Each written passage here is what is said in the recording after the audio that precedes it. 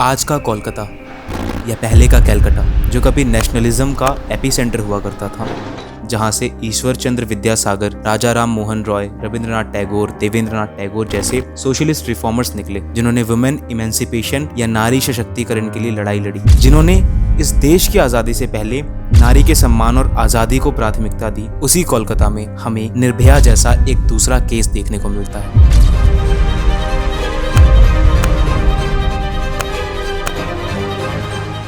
Across India have gone on strike over the rape and murder of a trainee at a hospital in Kolkata. चश्मे को कूटा गया, जिसकी वजह से आंखों से खून निकल गया।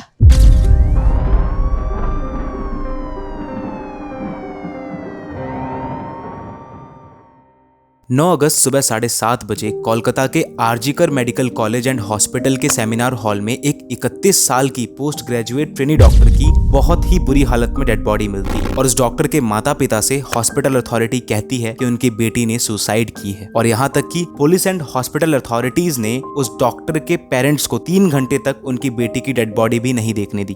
वहां हमको 3 घंटा खड़े रखा।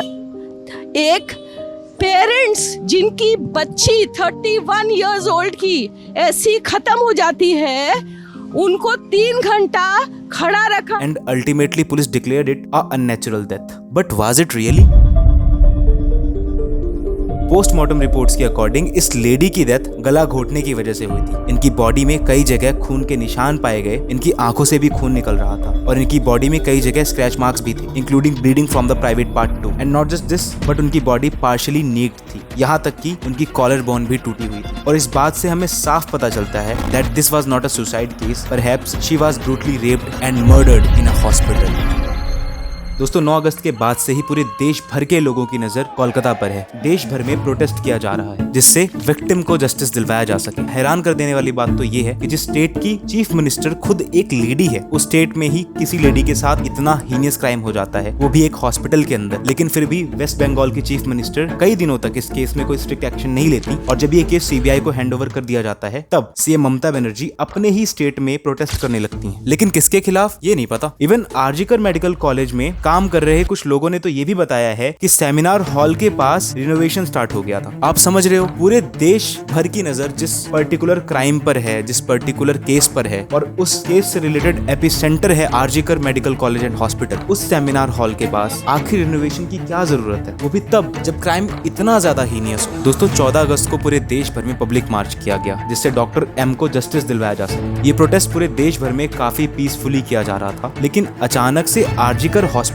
के बाहर इस प्रोटेस्ट ने काफी भयानक मोड़ ले लिया। 12 बजे के बाद आरजीकर हॉस्पिटल में वायलेंस देखने को मिला। कई अननोन लोगों ने बैरिकेड तोड़कर डॉक्टर्स को मैन हैंडल किया और हॉस्पिटल को भी तोड़ा गया। प्रोटेस्टर्स ने बताया ये अननोन लोग ट्रकों में प्रोटेस्ट साइट पर लाए गए थे, लेकिन ये लोग कौन थे और इन्हें किसने भेजा, ये अभी तक नहीं पता चला। हालांकि अभी तक पुलिस ने इस केस में टोटल 37 से भी ज्यादा लोगों को अरेस्ट किया है और उनसे पूछताछ भी चल रही है। पूरे देश भर में चल रहे प्रोटेस्ट के बाद कोलकाता पुलिस को संजय रॉय नाम के एक सिविक वॉलंटियर पर शक होता है और क्योंकि क्राइम स्पॉट पर मिला एक Bluetooth audio device Sanjay Roy के मोबाइल से ऑटोमेटिकली कनेक्ट हो जाता है। इस बेसिस पर कोलकाता पुलिस उसे इस केस का प्राइम सस्पेक्ट मानती है और उसे अरेस्ट कर लेती है। पुलिस कस्टडी में आने के 2 दिन के अंदर ही संजय रॉय कोर्ट में खुद से ही एक्सेप्ट कर लेता है कि ये क्राइम उसी ने किया है। एंड इवन कुछ रिपोर्टर्स का तो ये भी कहना है कि उसने साफ साफ कहा है कि मुझे फांसी भी दे दी जाए। अब इस मोमेंट पे शायद आप लोगों को लग रहा हो कि ठीक तो है, एक्यूज्ड पकड़ा गया, उसने गुनाह भी कबूल कर लिया और सीबीआई भी इन्वेस्टिगेशन कर ही रही है। लेकिन अगर हम इस केस की डिटेल्स पर ध्यान दें तो कुछ चीजें हैं जिनसे हमें साफ पता चलता है कि ये केस अभी अधूरा है।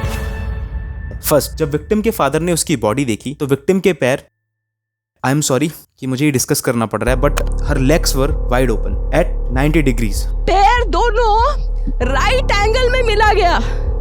राइट एंगल में एक पाँव बेड के इस तरफ, एक पाँव बेड के इस तरफ मिला गया। जब तक पेल्विक गर्डल नहीं टूटता है, इस तरह 2 पाँव को नहीं चीरा जा सकता है। It means the pelvic girdles were broken. मैं आपकी जानकारी के लिए आपसे बता दूं कि पेल्विक बोन पूरे ह्यूमन बॉडी में सबसे स्ट्रॉन्गेस्ट बोन होती है, खास करके किसी फीमेल बॉडी में। इसके अलावा कुछ डॉक्टर्स का कहना है that there was a hip fracture too. When I saw the picture carefully, the legs were externally rotated, मतलब एक हिप फ्रैक्चर भी हुआ, जैसे उसने बोला कि पूरा पेल्विक गर्डल पूरा टूट गया। सो इन सारी चीजों को देखते हुए सवाल ये उठता है कि क्या ये सब सिर्फ एक इंसान ने किया है और were there many people involved? It's very unlikely that one person all alone could have done this, क्योंकि अगर आप एक्यूज्ड की तस्वीरें देखेंगे तो he is not that strong in physique and इतने सब के बावजूद इस एक्यूज्ड की बॉडी में एक भी इंजरी नहीं है। And due to all these things I can say one thing that we are missing something. खैर ये तो बात थी RG Kar medical college and hospital के रेप एंड मर्डर केस की, लेकिन क्या पूरे देश भर में इस केस के बाद किए गए प्रोटेस्ट से रेप केसेस कम हुए हैं?